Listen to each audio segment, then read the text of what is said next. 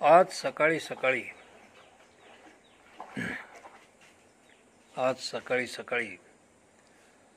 सलग जगाशी माझं कनेक्शनच गेलं. वायफाय बंद झाला होता. नेटवर्कचा काहीतरी प्रॉब्लेम झाला आणि मला थेट त्या परमेश्वराचाच सिग्नल लागला.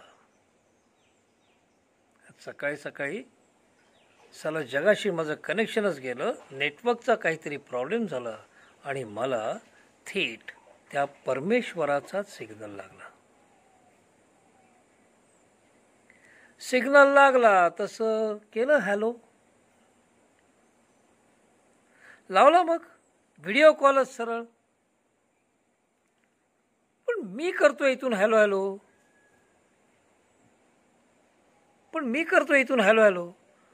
आणि तिथून काही आवाजच ऐकू येत नव्हता. साध्या हॅलोला पण रिस्पॉन्स नाही. मग आपण इतक्या प्रार्थना करतो, त्या रिसीव तरी करतो का तो? आपण आपलं उगीचच हाय हॅलो करत बसायचं. आणि तो तिकडचा असायचा टिकटॉक व्हिडिओमध्ये बिझी. अरे पण म्हटलं जग तर यानेच बनवलं, माणसंही यानेच बनवली.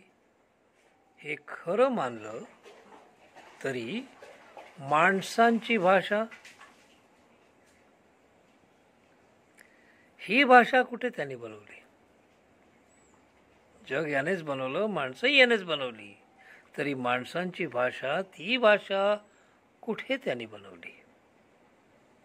भाषा माणसांच्या आधी असणे शक्यच नाही, ती माणसांनीच आपापसात बनवली.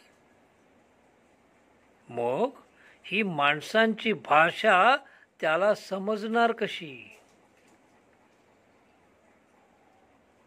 समजा मुंग्या आपल्यात कवी संमेलनं घेतही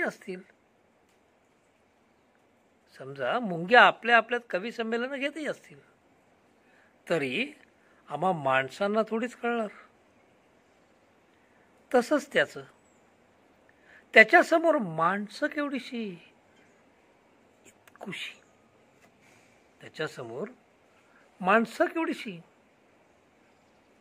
इतकुशी. आणि तो अनंत, मोजमाप नसलेला. बरं, आधीपासून तो एकटाच. मग बोलणार तरी कुणाशी?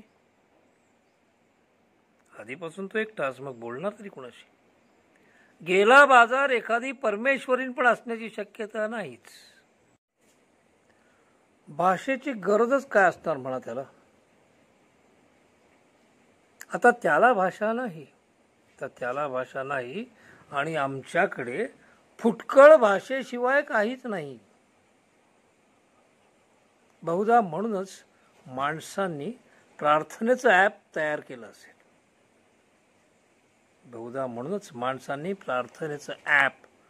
केलं असेल. पण ते चालतं की नाही याचं त्या परमेश्वरावर टेस्टिंग कुठे केलंय? याच्याकडे हजारो वर्षापासूनच्या कोट्यावधी प्रार्थना पडून असणार. भक्त प्रल्हाद, संत तुकाराम वगैरे 2-4 गिने चुने सोडले तर आपल्या सगळ्यांच्या प्रार्थना स्पॅम फोल्डरमध्येच जात असतील. या प्रार्थनांच्या गराड्यात हा दिसेल तरी कसा? आणि भाषाच माहीत नसेल तर प्रार्थना रिसीव करेल तरी कसा? ही शिवी आहे की स्तुती आहे हे तरी कळलं पाहिजे ना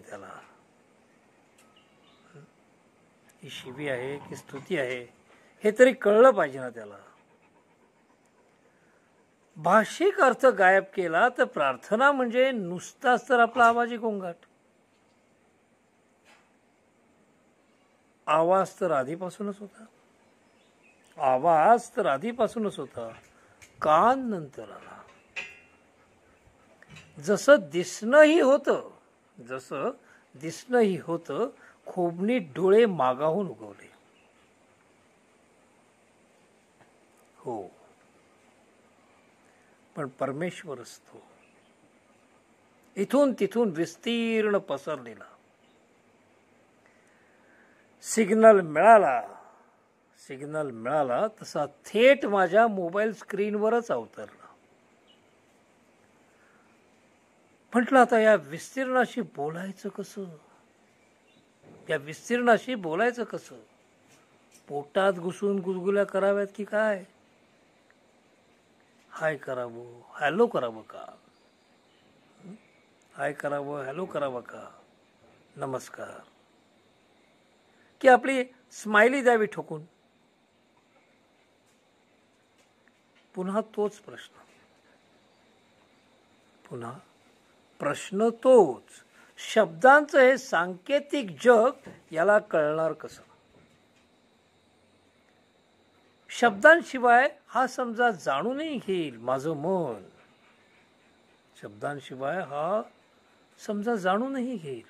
मन.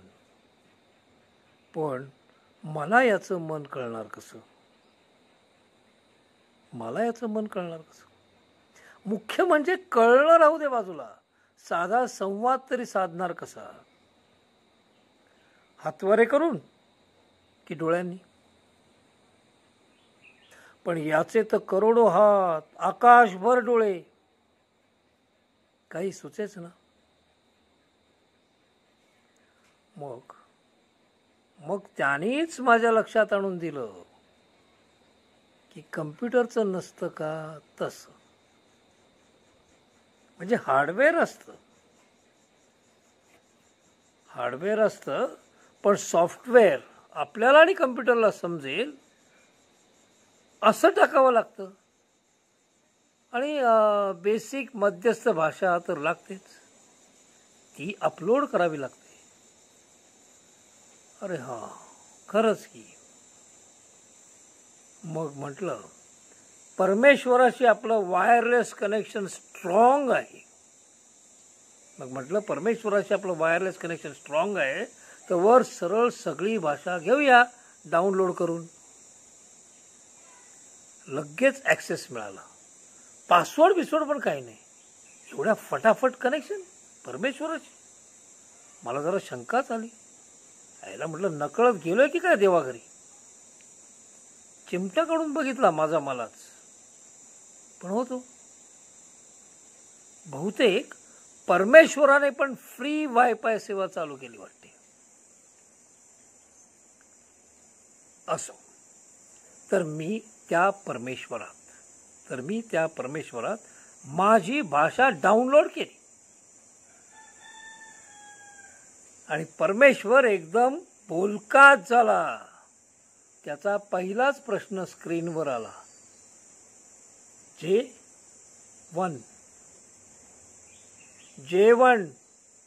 जेवण झालं? त्या मारी माझ्या संवादाच्या ऍप बरोबर शॉर्टकट चॅटिंगही डाउनलोड झालं वाटते. परमेश्वर एवढा बोल घेवढा असेल असे वाटले नव्हते मला. मी अजिबात वेळ न दवडता पटकन त्याला माझ्या मागण्या सांगूया म्हटलं. नाहीतर हा टाइमपास म्हणून जगभरच्या गप्पा करायचा आणि मला कोरडाच ठेवून फॉरवर्डेड मेसेजचा रतीब टाकत बसायचा. म्हणून मी त्याला म्हटलं भाऊ, जेवण बिवण राहू दे, पहिले मुद्द्याचं बोलू.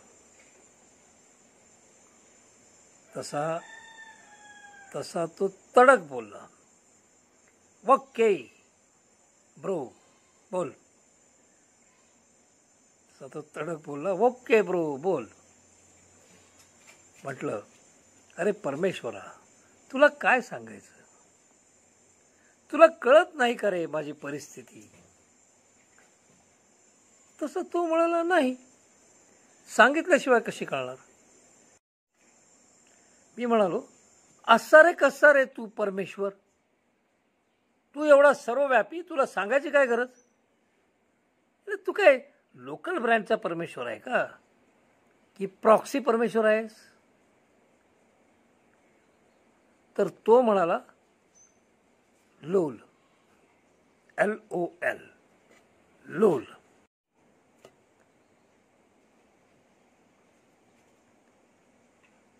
LOL, laugh out loud. मग तो मला समजवायच्या मूडमध्ये म्हणाला, अरे ब्रो, तुझ्या घरी फॅन फिरो की मायक्रोवेव्ह चालू किंवा पाण्याची मोटर, तू वीज कशासाठी वापरतो हे जिथे वीज निर्मिती होते त्या विद्युत निर्मित केंद्रात थोडीच कळतं. फार तर फार विजेची बिलं तुम्ही भरता, त्यावर वीज निर्मितीचा खर्च चालतो. मी म्हणालो, पण तुला कळलंच नाही तर माझी इच्छा कशी पूर्ण करणार? तो म्हणाला, मी कुठे म्हटलं तुझी इच्छा मी पूर्ण करेन म्हणून? तो म्हटला, मी कुठे म्हटलं तुझी इच्छा मी पूर्ण करतो म्हणून? तुझी इच्छा तुझी तूच पूर्ण करायची. मी वैतागलो, म्हणालो, मग मग तू काय माझ्या इच्छेचा व्हिडिओ व्हायरल करणार का? तो लवची इमोजी लाल बदाम टाकून म्हणाला, वाह, ग्रेट, वाह, GR8, great, idea is too good. मी म्हटलं, माझी नाचक्की जगासमोर करून मला काय उपयोग? तर तो ढगांची खळी पाडून हसला व म्हणाला, काय फरक पडतो, अख्खं जग आपलंच आहे. नंतर गंभीरपणे म्हणाला, डोंट वरी मॅन, मी तर तुला बळ देणार. गंभीरपणे म्हणाला, डोंट वरी मॅन, मी तर तुला बळ देणार. माझं बळ संपलं की तू माझ्याकडे परत येणार. मी म्हटलं, असंच कसं बळ देणार? तर म्हणाला, असंच असतं. हे बघ, तो म्हणाला, हे बघ, वीज कोळशापासून बनवली काय, कचऱ्यापासून बनवली काय, किंवा तारापूरच्या अणुभट्टीत बनव, समुद्राच्या लाटेवर बनव, पाण्याच्या स्रोतातून जलविद्युत बनव, हवेच्या जोराने पंखे फिरवून वीज बनव, की कचऱ्यापासून बनव, मोठ्या प्रमाणातील सौर ऊर्जा असो, नाहीतर सायकलचा डायलमा फिरवून छोट्या प्रमाणात असो, वीज वेगळी वेगळी का असते? अरे मित्रा, वीज वीजच असते. बल्बमध्ये गेली की पेटते. अरे मित्रा, वीज वीजच असते. बल्बमध्ये गेली की पेटते. हात लागला तर करंट मारते. तसंच माझं. प्रत्येकाचं कार्य वेगळं, पण आतून सळसळणं ते मात्र माझंच. तसंच माझं प्रत्येकाचं कार्य वेगळं, पण आतून सळसळणं ते मात्र माझंच. बळ मी पुरवतो, बाकी आता तुझं तू ठरव ना. तुला पंखा फिरवायचा आहे की शॉक लावून घ्यायचा आहे? मी म्हणालो, म्हणजे मी मेलोस तर तुला काहीच नाही वाटणार? तू म्हणाला, कशाला वाटायला पाहिजे? कशाला वाटायला पाहिजे? अरे, आपलं एक गाणं कट करून डीजेनी आपलंच दुसरं गाणं लावलं. तो म्हणाला, अरे, आपलं एक गाणं कट करून डीजेनी आपलंच दुसरं गाणं लावलं तर त्यात वाईट काय वाटायचं? इथे तर गाणी मीच गायली आहे, डीजेही मीच आहे आणि गळाही मीच खोटतोय. आणि एक दात विचकून हसण्याचा स्माइली पाठवला त्यानं. पुढे म्हणाला, कसाई बोकड कापतो. पुढे म्हणाला, कसाई बोकड कापतो तेव्हा कसाई मी असतो, सुरी मीच असतो आणि बोकडाची मरण वेदनाही मीच असतो.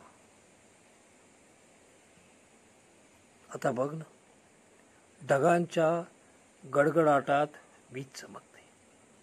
तर असं बघ ना, ढगांच्या गडगडाटात वीज चमकते. तुला भासते, पण ढगांना कुठे काय होते. मला पटत होतं सगळं, पण 90 पेक्षा जरा जास्तच झालं होतं थोडं. हा परमेश्वर गप होता ते बरं होतं. आता तर हा भाषण द्यायला लागला. उद्या संसदेत जाऊन बोलायचा आणि माझी भाषा तेवढी असंसदीय ठरवायचा. शपथ ना, कान किटकिटले माझे. सरळ आहे यार. जगण्याच्या झमेल्यात ही तात्विक बडबड काय कामाची. नको सातबारा कोरा करू, नको सातबारा कोरा करू, पण निदान जगण्याचं कर्ज तरी नको ठेवू. अरे बाबा, आमचं काहीतरी बघ ना. आमचं वॉलेट तर फुल कर, म्हणजे मॉलमध्ये बिंदास खर्च करता येईल. चला, येतं जगाचं दुखणं आणि याचे विद्वत्ता प्रचूर बोलणं माझ्या लाईफमध्ये काय उपयोगाचं. तसा पटकन म्हणाला, फटकन म्हणाला. तुझं लाईफ मीच दिलंय. मी मनात विचार केला. अरे का नाही तूच दिलेस म्हणून काय उगाळत बसू जखमा. मळ साफ करावा तसा केला पाहिजे तुला साफ. चला, लाईफ सुधरून जाईल. जगण्याचं लायसन्स दिलं म्हणून काय नशिबाची खटारा गाडी चालवायची. हिला मरण सुद्धा टोल फ्री नाही ठेवलंय. त्याला कळलं बहुतेक माझ्या मनातलं. आई शपथ ना यार, याच्या समोर मनातल्या मनात नागडं व्हायची पण चोरी. झाड उगवण्याआधीच फळाची चव घेणारा तो, मग माझ्या मनातलं कळणारच ना त्याला.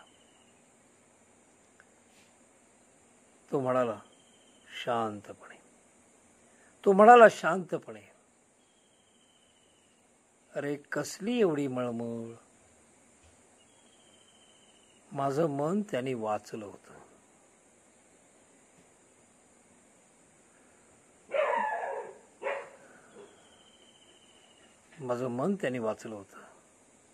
मीही त्याचं मन वाचायचा प्रयत्न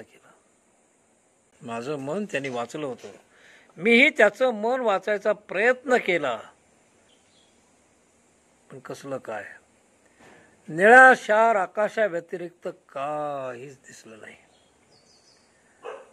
त्याच्याशी बोलणं म्हणजे रिकाम्या स्क्रीनवर शब्दविरहित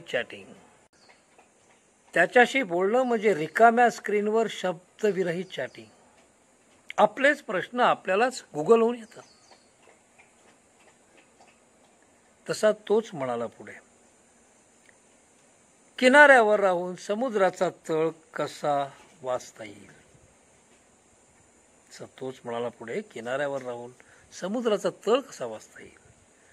नाही वाचता येणार तुला माझं मन, कारण तुम्हा माणसांसारखं ते आत नाही, बाहेरून आहे. मन बाहेरून आहे आणि मनाच्या आत मी आहे. मी विचारले म्हणजे. माझा प्रश्न उपस्थित होण्याआधीच तो ताडकन उत्तरला, अरे फोलफाट्या, तुझ्या मनाच्या आत मी आहे.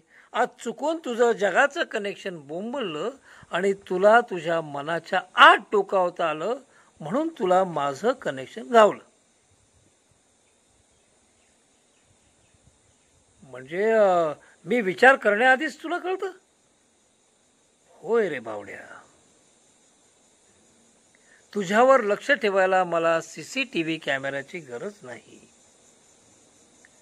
चोराच्या मनात चांदण येण्याआधीच मला कळतं.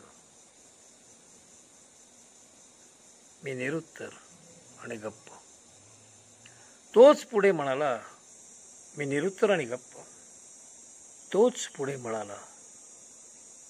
कळलं का रे आदम.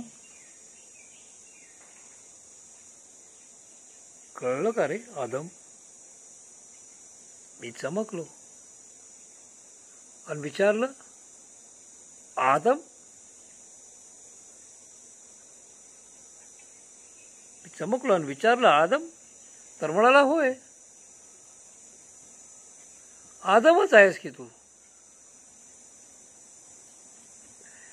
रूप बदललं तरी तुझी सैतानियत आणि हवस नाही बदलली. अरे, तू सफरचंद खाऊन कपडे घातलेस. तू सफरचंद खाऊन कपडे घातलेस. कपडे म्हणजे तुझे फॅशन स्टेटमेंट झालेस. तू तुझी लाज लपवलीस, पण चेहरा तर उघडाच राहिला ना. आणि खरं तर रंगरंगोटी करून चेहरा मिरवण्याची स्वर्गात तरी काहीच गरज नसते. कारण तिथे अहंकाराला थारा नसतो. तुझा असा ओळख जपलेला चेहरा टाकलास की अहंकार आपोआप नष्ट होतो. तुझा असा ओळख जपलेला चेहरा टाकलास की अहंकार आपोआप नष्ट होतो. आणि अहंकार नष्ट झाला की जिथे असतोस तिथे स्वर्ग तयार होतो. पण चेहरा राखलास, रंगवलास आणि मिरवलास की तू तुझी अशी ओळख निर्माण करतोस आणि त्या ओळखीलाच तुझ्या कर्माची ही ओळख चिकटलेली असते. तुझी अशी ओळख निर्माण करतोस आणि त्या ओळखीलाच तुझ्या कर्माची ही ओळख चिकटलेली असते. ही कर्माची ओळख साफ करण्यासाठीच तुला नरकात फिरावं लागतं. ही तू तुझी जपलेली ही ओळखच तुला माझ्यापासून दूर नेते. आणि समजा ती ओळख घेऊन स्वर्गात प्रवेश जरी घेतला तरी तुला सुख कसं मिळणार? वेड्या, ओळख हरवणे हेच तर परमोच्च सुख असते. वेड्या, ओळख हरवणे हेच तर परमोच्च सुख असते. साध्या श्रीखंडाची चव घेताना जेव्हा तुझ्या जिभेपाशी तुझा अहंकार विरून जातो आणि श्रीखंडाची चव हेच सर्वस्व होतं, तेव्हाच तर श्रीखंड सुखाचं आत्मिक समाधान तुला मिळतं. एरवी डब्याच्या वेष्टनाभोवती, किमतीभोवती तुझ्या सुखाची एक्सपायरी डेट निघून गेलेली असते. तसा त्याच्या लेक्चरचा मी माझ्यावर काहीही परिणाम होऊ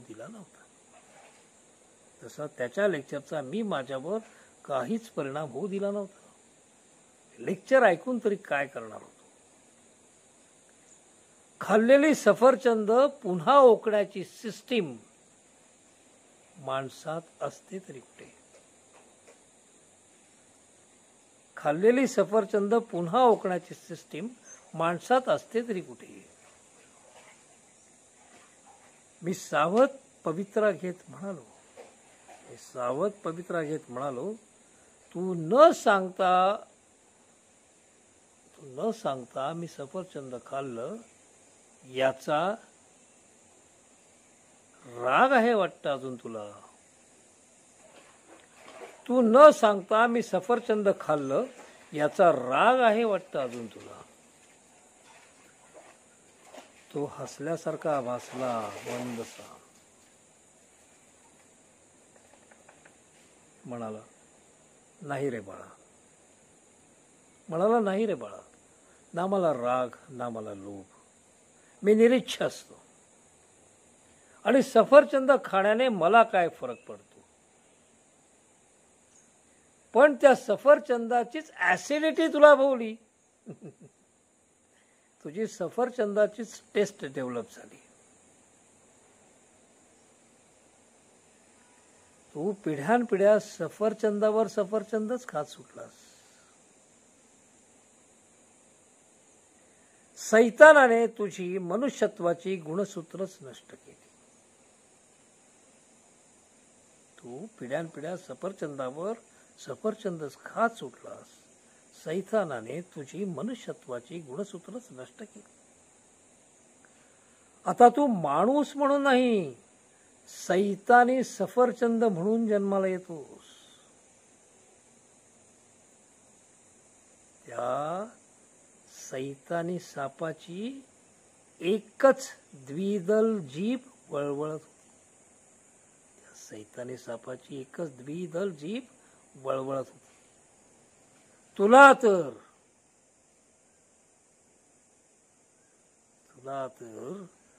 वळवळणाऱ्या वासनेच्या जिभा जिभा फुटल्या आहेत.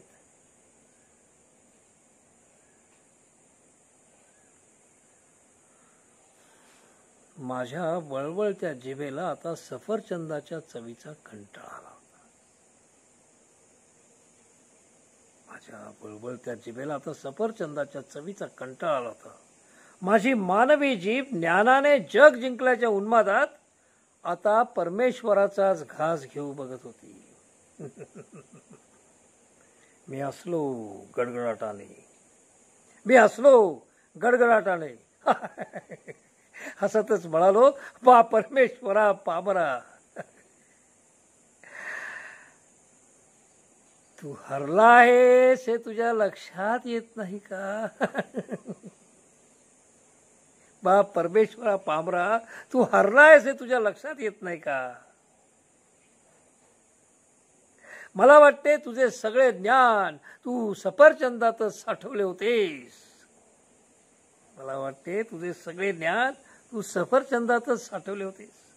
ते पचवून आम्ही माणसं तुझ्यापेक्षा ज्ञानी झालो. तू हरला आहेस हे विधात्या, तू ठार हरलायस. तू ज्या उद्देशानं जग बनवले होते ते जग आता राहिले कुठे आहे? तू ठार हरलायस विधात्या. तू ज्या उद्देशानं जग बनवले होते ते जग आता राहिले कुठे आहे? आम्ही माणसांनी ते कधीच बदलले आहे. सफरचंद खायला सांगणारा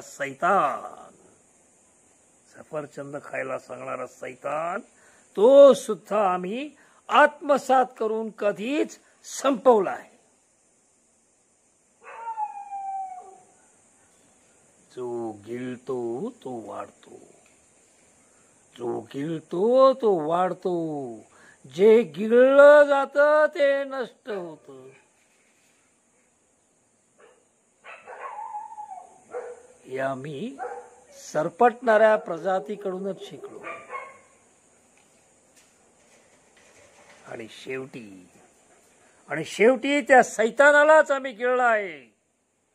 तू निर्माण केलेली ईव सुद्धा आम्ही आता प्रजा निर्मितीच्या कामाला लावली आहे.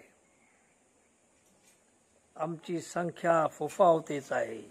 ज्ञान तर आम्ही प्राप्त केलंच आहे. सफरचंदाचे फळच काय, त्यांची पानं आणि मुळं सुद्धा खाऊ. मग उरलं सुरलं ज्ञानही गिळंकृत करू. तसं झालं की लवकरच तुलाही ठार करू. फार तर फार आमच्या पुढच्या पिढ्यांना परमेश्वराचं स्पेसिमेन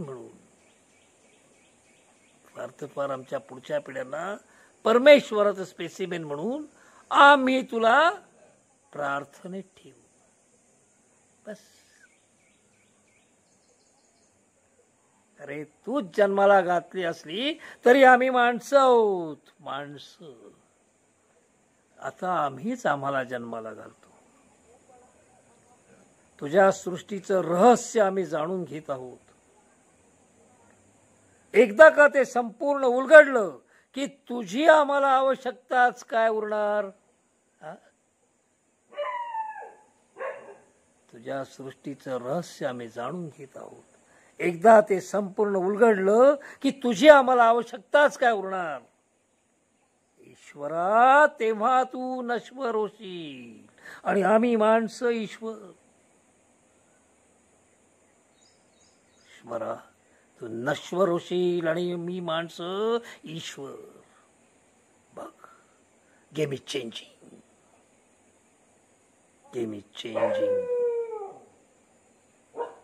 कळतंय का तुला? कळतंय का तुला? हरलायस तू, साफ हरला आहेस.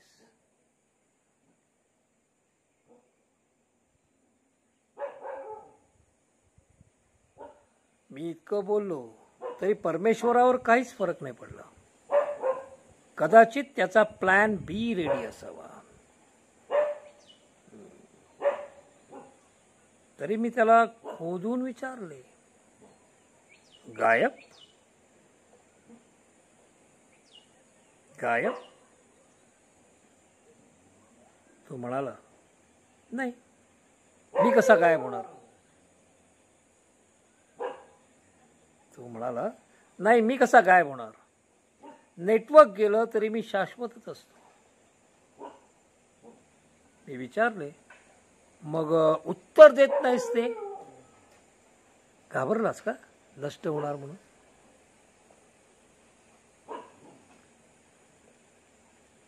तसा तो एकदम प्रसन्न असल्यासारखा वाचला. म्हणाला, भीती ज्याला अंत असतो त्याला असते. अनंताला भीती, राग, लोभ असं काहीच नसतं. तसंही घाबरण्याचं मला काय कारण? तुम्ही माणसं कसेही वागलात, तसंही घाबरण्याचं मला काय कारण? तुम्ही माणसे कसेही वागलात तरी एक ऑप्शन आहेच ना माझ्याकडे. एक ऑप्शन आहेच ना माझ्याकडे. मी विचारलं, कोणतं? मला म्हणाला, मोबाईल फोन वापरतोस ना तू? मोबाईल फोन वापरतोस ना? मी म्हणालो, हा काय प्रश्न झाला? तर तो म्हणाला, भावड्या त्या मोबाईलमध्ये एक फॅक्टरी सेटिंग नावाचं ऑप्शन असतं. ते फॅक्टरी सेटिंग वापरलं की करप्ट झालेलाच काय सगळाच डाटा फॉर्मॅट होतो.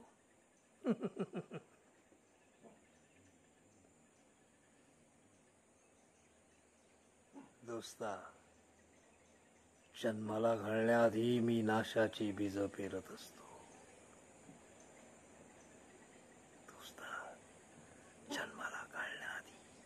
मी नाशाची बीज पेरत असतो. शेवट नसलेल्या कवितेला काही अर्थ असतो का? म्हणून तर मी सैतान आधी जन्माला घातला आणि नंतर माणूस.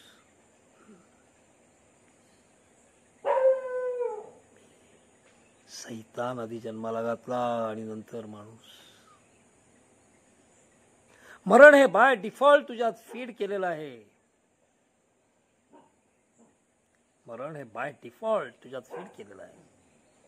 सेटिंग बदलून तू मरण नक्कीच लांबवशील, पण थांबवू शकणार नाहीस. जन्माला घालण्याआधी मी नाशाची बीज पेरत असतो. शेवट नसलेल्या कवितेला काही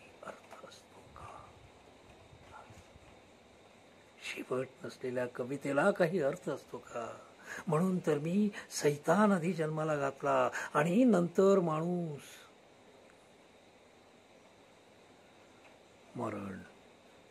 मरण हे बाय डिफॉल्ट तुझ्यात फीड केलेलं आहे. सेटिंग बदलून तू मरण नक्कीच लांबवशील.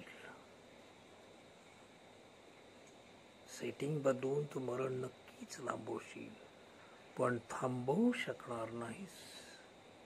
आणि कशाला थांबवशील? कारण शेवटी तुलाच कंटाळा येईल. कशाला थांबवशील मरण? कारण शेवटी तुलाच कंटाळा येईल. बाळा, एकच एक अंडरवेअर अंगावर घालून किती दिवस काढणार आहेस तू?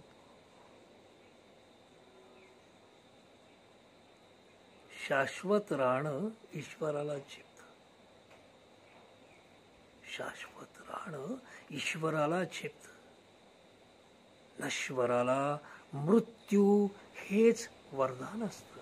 शाश्वत राहणं शाश्वत राहणं ईश्वराला झेपतं. शाश्वत राहणं ईश्वराला झेपतं. ईश्वराला हेच वरदान असतं. शाश्वत राहणं ईश्वराला झेपतं. शाश्वत राहणं नश्वराला मृत्यू हेच ईश्वराला झेपतं. नश्वराला मृत्यू हेच वरदान असतं.